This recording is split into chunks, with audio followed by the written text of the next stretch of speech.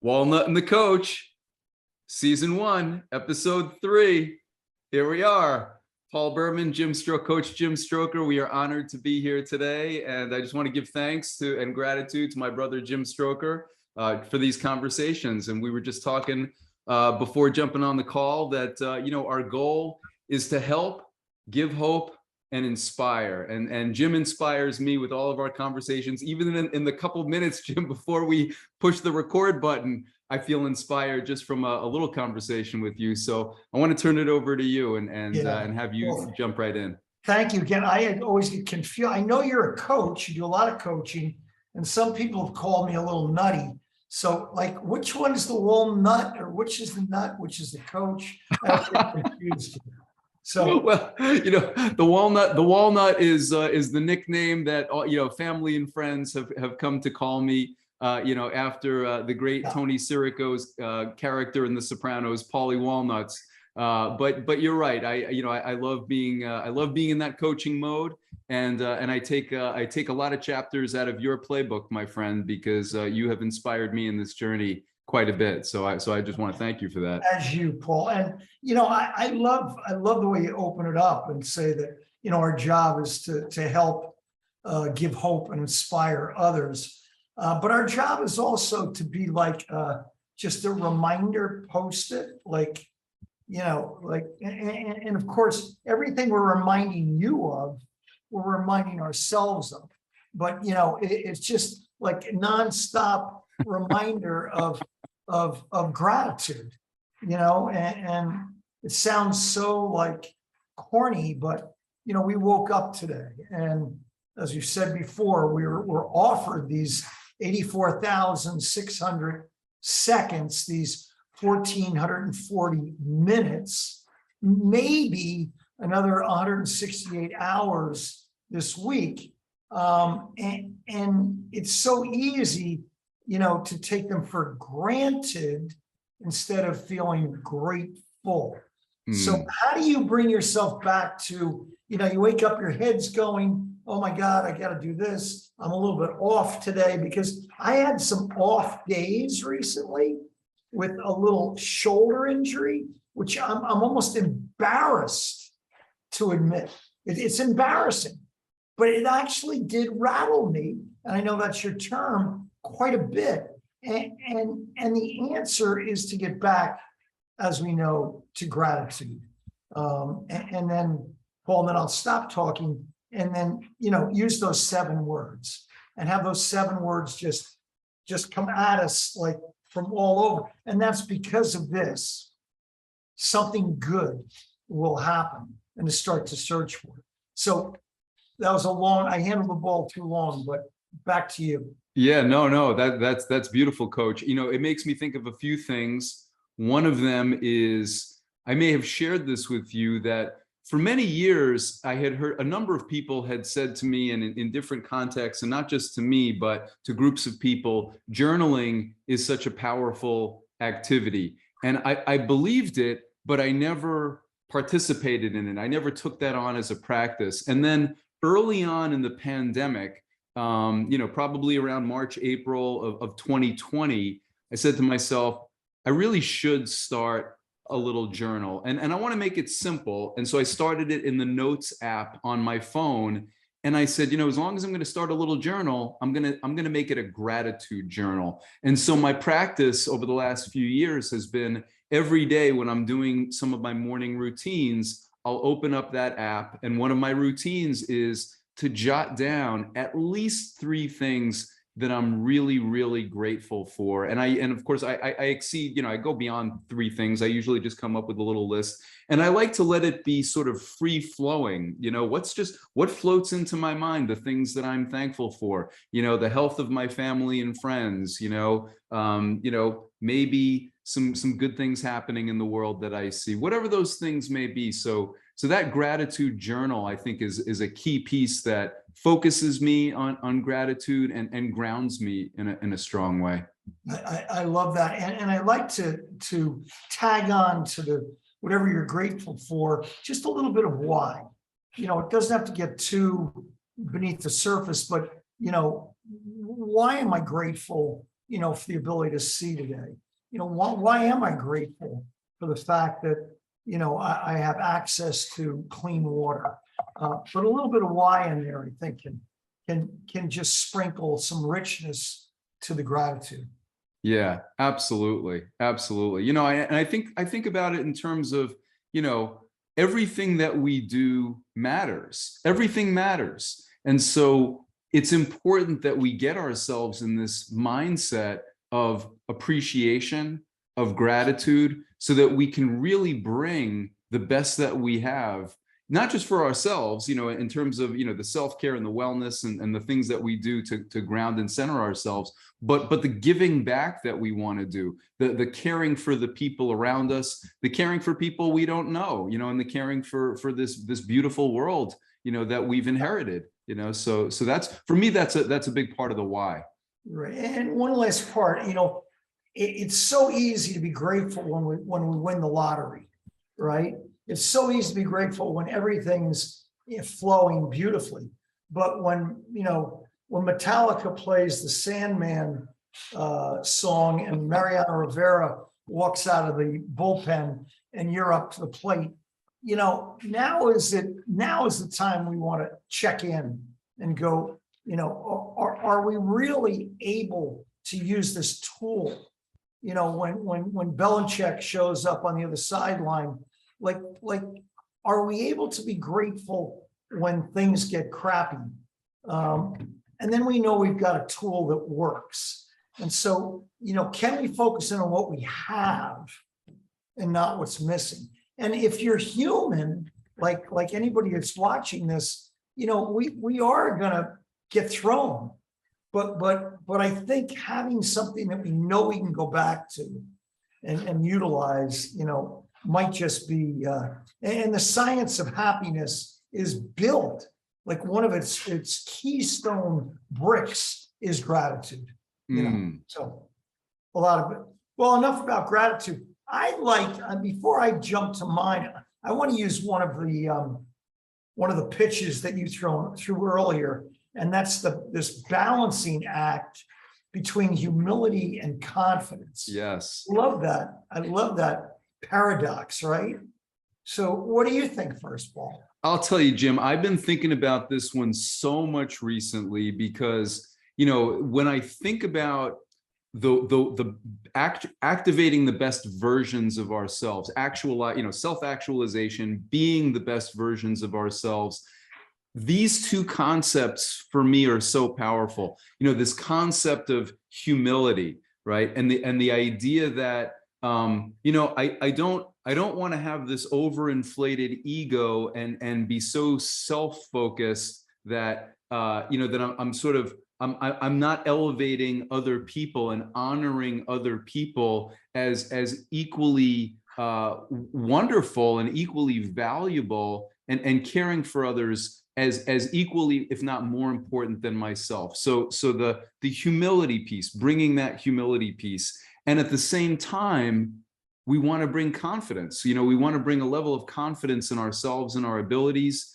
Not overconfidence. I think overconfidence is where we can really sort of go wrong. But how can we find this balance, between humility and confidence? Because if we're lacking either one, or if we don't have the proper balance, I feel like we're sort of missing the mark in actualizing the best versions of ourselves. So I'm giving it a lot of thought lately. I don't know that I found the perfect sort of thinking on this, but I was real eager to hear your thoughts on this morning. So what does it mean to you when you think about these ideas? No, I love it. And obviously the word that sneaks in and is a big part of his ego too, right?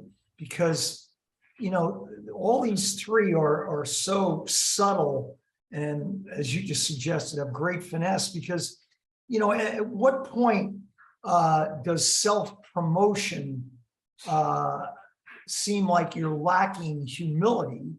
On the other hand, most or an awful lot of people who are in this to make a living and actually make money so that maybe they can humbly serve others with that money have to self-promote. And so it becomes a tricky edge. I think it, and I'm not sure. I love the word confidence. And confidence is really comes from actually doing the work, doesn't it? Yes.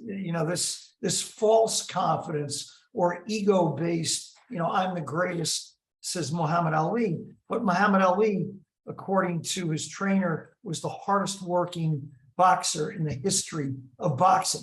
So, his I am the greatest, which seems so, self-promoting, he was in the game to that. I don't know. So I don't know if I know the balance either, Paul.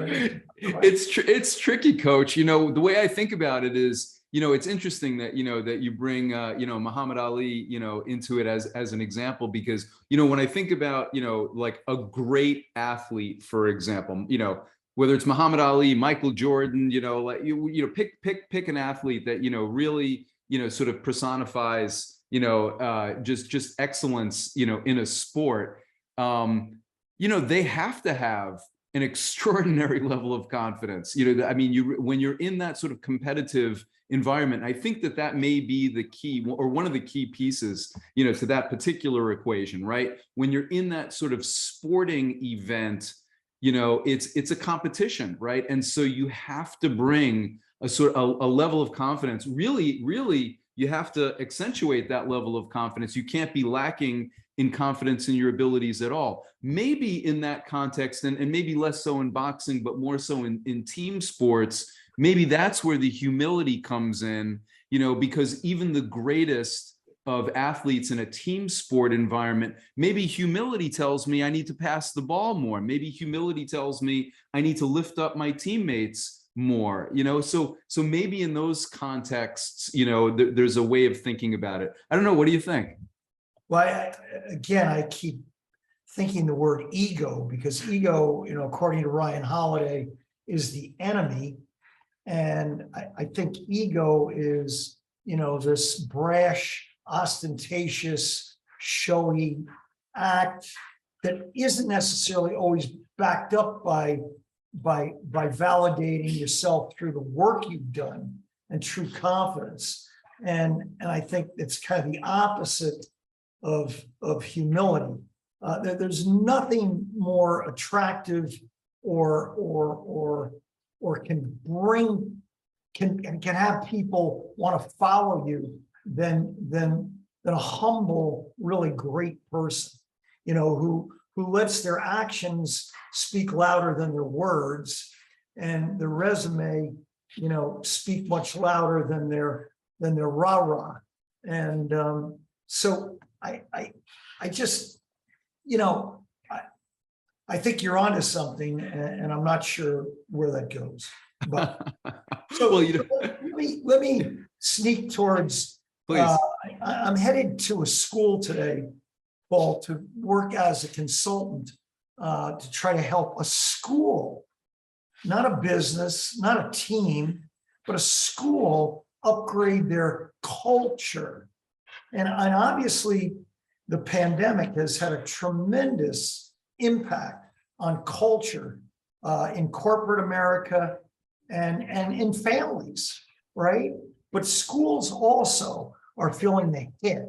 And having gone through a fragmented period of time where kids and teachers were sent into a either hybrid or no one there, they're trying to redo and upgrade their culture, maybe in a better way than it was before. So when I talk about this word, like, how would you define culture?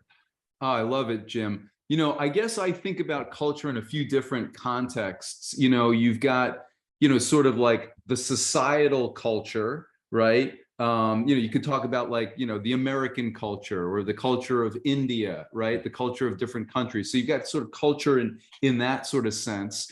And then I think what the way I'm thinking about it, the way you're introducing it, I'm thinking of culture almost on a smaller scale, like like the vibe that exists in, let's say, a school or in a business, right? Or in an office, right? In an office setting, for those of us who've worked in office settings, the culture, meaning the climate, how does it feel? And I think, and I sometimes I call that the vibe.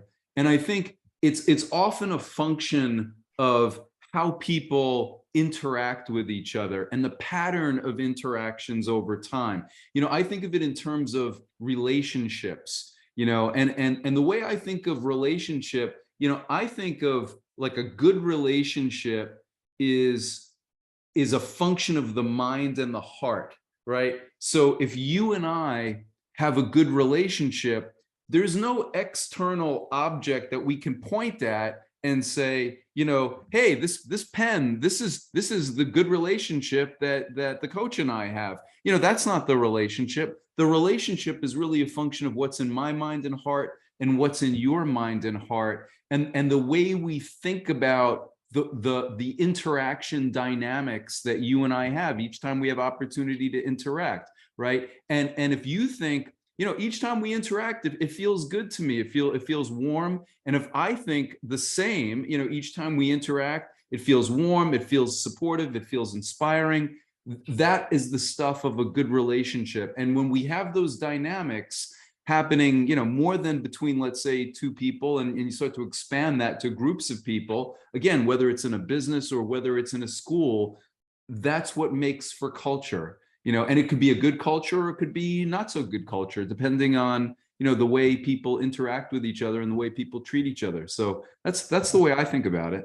I love that. That was spot on. Really, really great, Paul. And I love the one word that you used in there, and that is, feel.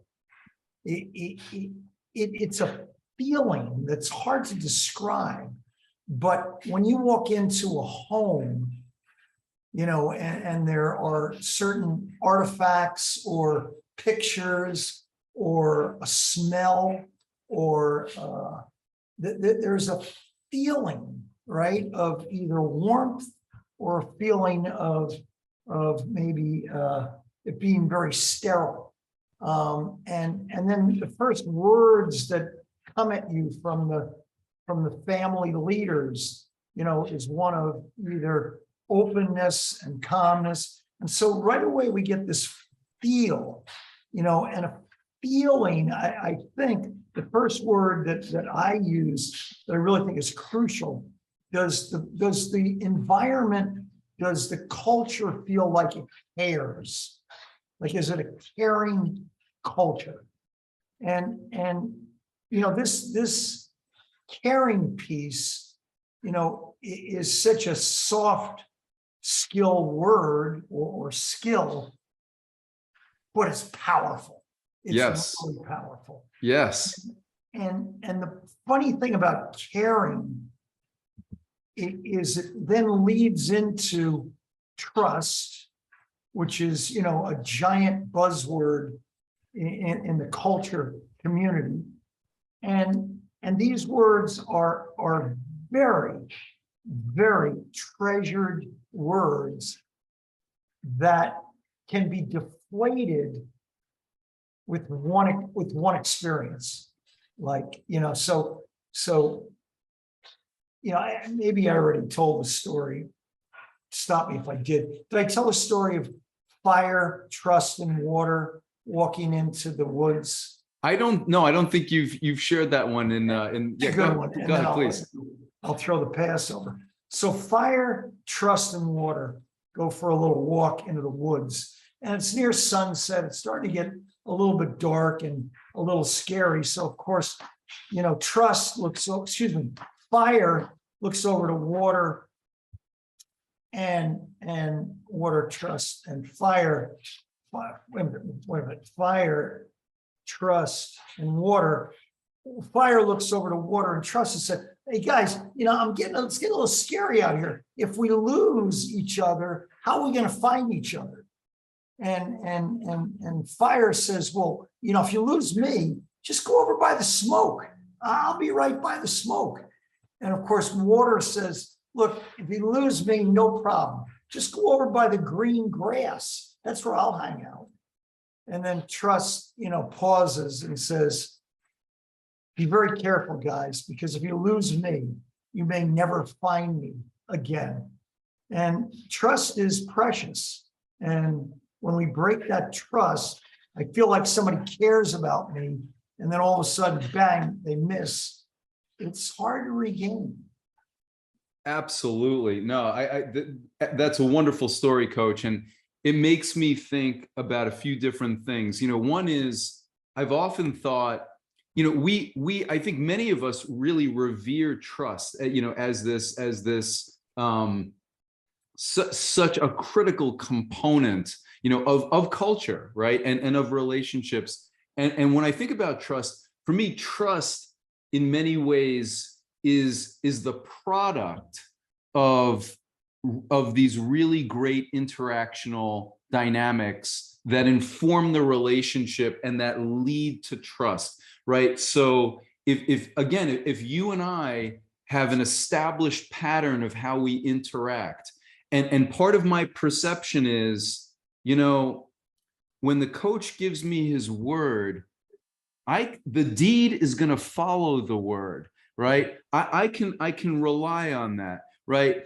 So that for me inspires trust, right? If I'm having a tough day and I reach out to the coach and I say, coach, I really, I had a challenging situation today. It was kind of rough for me. And, and maybe you give me a few words of encouragement, right? And you help sort of bring me back to center, right? That inspires trust, right? So these different elements, when I think about trust, and I too, I hold trust in a really high regard. I have a reverence for trust. And then I sort of back out of trust and I think about, how do we get to it? And I think it always, for me, is a function of the relationships, and the relationships are a function of these interactional dynamics, so that's the way that I think about some of that. Yeah, it's frequency over intensity as well. We've talked about that. And then I've used that great acronym, or the DWYSYWD, right? Do what you say you will do. Yes. And then feeling like in the school I'm coming into, are the leaders willing to sacrifice their own well-being or their own time for others? Or is it always, look, I can't get to you now. I can't get you now. And that takes a lot of caring to want to do that. And Yes. People feel that, so, it takes a long time to develop a culture. It's not just a one-shot deal. And when it gets fragmented, it can take some time to rebuild it. But I love your real strong message of it's a product of interactions and little interactions that add up. That's yes. And what's the mindset, that we're bringing to the interaction before we even have the interaction, right? This idea of, when I'm, before I even get on the call with the coach today, okay, number one, I'm excited, right? Because I love interacting with the coach, but what do I want to give the coach? What do I want to bring to him? How can I bring some joy and some inspiration, right? And some support, right? And so I think that mindset, if we approach all of our interactions with that mindset of, we're here to serve each other, we're here to care for each other, right? That's really our prime function. And we keep that clear and focused, then I think we elevate the quality of our interactions, right? And I'll tell you, Coach, I was thinking when you were talking earlier about culture, and I love that you referenced, the way it feels. One of the things that immediately popped into my mind is, for many, many years, I worked in Head Start, which is in the field of early care and education. So we operated preschool classrooms and infant toddler classrooms. And I would always say to folks, you know, and I'm not an early childhood expert by any stretch, but I would always say to folks, you know, for me, one of the greatest experiences is if I was to walk into one of those classrooms and I could feel the joy and I could feel the love and I could feel the warmth. And the way I felt that is if I saw children smiling and laughing and teachers smiling and laughing and warm interactions going on, you know, between teachers and children and teachers and teachers and children, you know, all of that joyful, warm, loving interaction. For me, that's the way it felt. And for me, that's what makes this culture, you know, that we really want. I love that. And, you know, just to piggyback into, you know, these interactions again, right?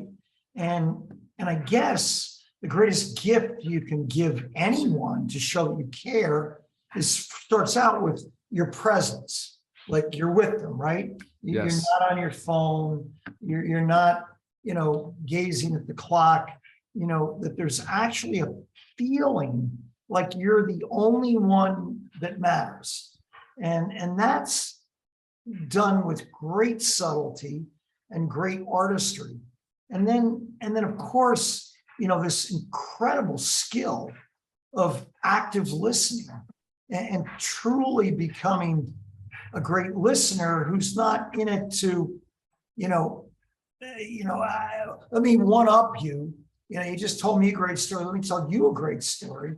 Or oh, by the way, you've got a problem. I've got a problem. And this art, you know, I think is one of our school's greatest misses or losses, or we just forgot to do that, because I never took one class on maybe the most important thing in social emotional learning, and that is the ability to really listen well. And so, you know, that info came out to me maybe even like 5 years ago. It was like, really, what's that called? Active listening. How do you do it? When I was 64. I mean, come on. How about when we're 5? Yes. No, beautiful, Coach. And I know we'll have to wrap up in just a few minutes, but I'll tell you something. You know, what you just said really made me think, and I've thought about this before. You know, and I love that you referenced the active listening, right, and the social and emotional component of all of this. You know, what sometimes I think one of the supremely greatest gifts we can give each other is the gift of our attention, right? And the active listening, I think, is, you know, that's almost like the evolution of giving each other the gift of attention. But it begins with, you know, this notion, like you said, of I want to give this person my full attention. I don't want to be distracted by my phone. I don't want to be, you know, thinking about something else. I want to be really giving this person the fullness of my attention. That and in so many ways, it is the most profound gift that we can give each other. And then if we can, in addition to that, if we can layer on top of that the active listening, right, and really tune in, you know, then it's taken to that beautiful level that we really want. So I love that you're referencing some of these skills that you're absolutely right. We should be instilling this, you know, in ourselves and in the children from a very young age. It really is some of the greatest stuff in life. It's a lost art, Paul. How many people in your life, and you've met 100,000 times 100, are really great listeners? Yeah, I think, you know, unfortunately, it's a rarity, right? It is. It's a rarity. And, you know, and I think part of it is, you know, we live in this fast-paced world, right? This fast-paced society. You know, we talk about attention deficit, not just ADD, but I think all of us to some extent, right? Our attention, there's constant competition for our attention, right? With media, you know, and advertising and, you know, social media, all of these things. Right, it's just a constant barrage, and it is. I think you're right. It is a lost art, but we got to bring it back. Let's bring it back. And again, I would repeat it every podcast. It's the Maya Angelou quote, right? That's it. I mean, that's the Yes. whole thing. Yes. Don't remember what you said, what you did. You'll remember forever and ever how you made them feel. Because if I asked you to remember back to grade school, and Paul, you're how old now? I am 56 now, my friend. So remember back some 45 years ago to a teacher that made you feel Oh. like you were the only thing that mattered, that you could do, made you feel like you'd do anything. There was no limit. Do you remember their name? What was it? Yeah, I remember him well, Jim. It was fourth grade. His name was Mr. Sullivan. And I'll tell you what really kind of got me, talk about like vibe and feel and culture, walked into that classroom, little fourth grade kid. And I don't remember if he was hugging all of us or what he did. What I do remember is, like maybe first or second day, he grabs, a child-sized chair, he spins it around backwards, he sits on the chair like backwards, like he's talking to us just like one of the kids, right? And he's like, I want to have a fun year with you guys, we're going to have a great time. You could feel the warmth coming out of this guy. And not that my teachers, kindergarten through third grade, were not fantastic, but this guy was at another level. And I felt it profoundly, and I remember his name, and I can almost picture him. It was a long time ago. So yeah. So he like the culture. I think Walt Disney said, what is your culture? Well, my culture are my people, and but also I do think in classrooms I should walk in and be in a museum. Walk in and be like, oh my God, and it should be just this plethora of things that teacher loves and wants to give and share with his community or her community. And I just feel this magical state of wonderment that's called culture. Absolutely. I love it, Coach. Well, I know we've got we do need to wind down because of schedules today, but this conversation was incredible. I love your focus on culture. You've given me a lot to think about. Just beautiful, beautiful. So, any last thoughts you want to share before we sign? One, because Paul, I know you're one of the most focused guys I ever met. So I want to try to gauge you or rate you at the end here with a little test, okay? So No. You're a math whiz, correct?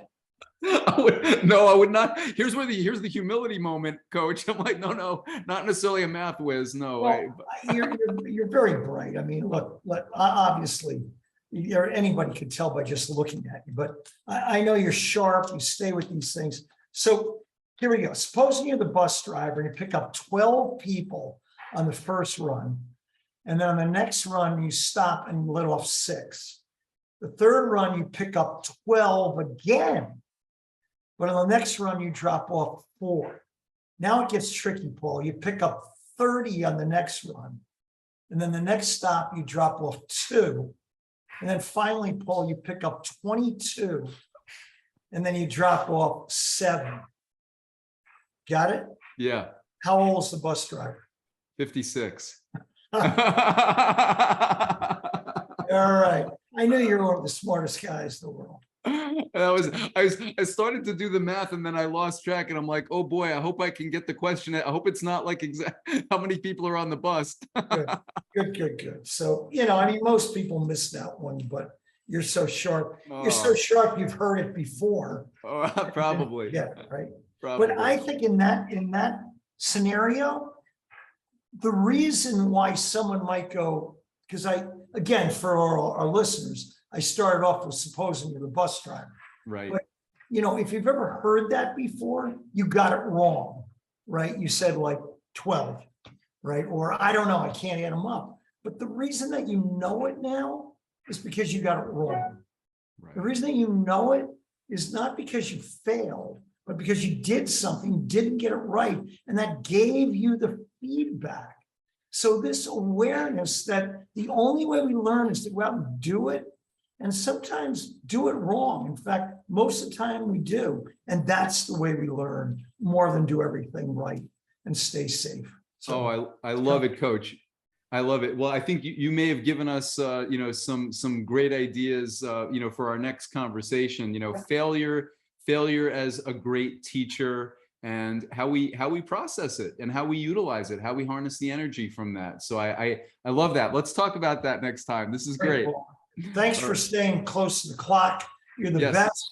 You do what you say you will do, and I trust you, my man. Oh, thank you, brother. Right back at you. Thank you, Coach. Namaste. Love you, Paul. Love Thank you too, so brother. much. All Have right. a great day. You as well. Take good care. All right. Bye.